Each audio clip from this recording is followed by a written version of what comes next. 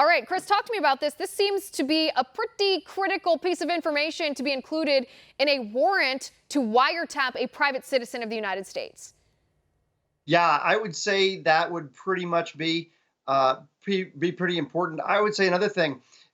What always struck me as strange is that they were explaining that, well, actually, what was really driving this entire application was this Papadopoulos information. There's only one problem.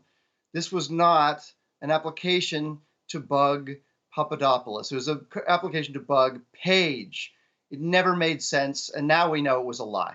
Well, the whole thing was a lie, start to finish. So this is the conversation. So some of these transcripts were released. This is a bit of the conversation. So the confidential human source says to Papadopoulos, quote, "You don't think anyone from the Trump campaign had anything to do with effing over the DNC?"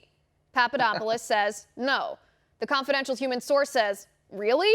Papadopoulos says, "No, I know that for a fact." The source says, "How do you know that for a fact?" And Papadopoulos says, "Because I go. I've been working with them for the last 9 months. And all of the stuff that's been happening, well, the last 4 months." And then he says, "It's illegal, to do that bleep."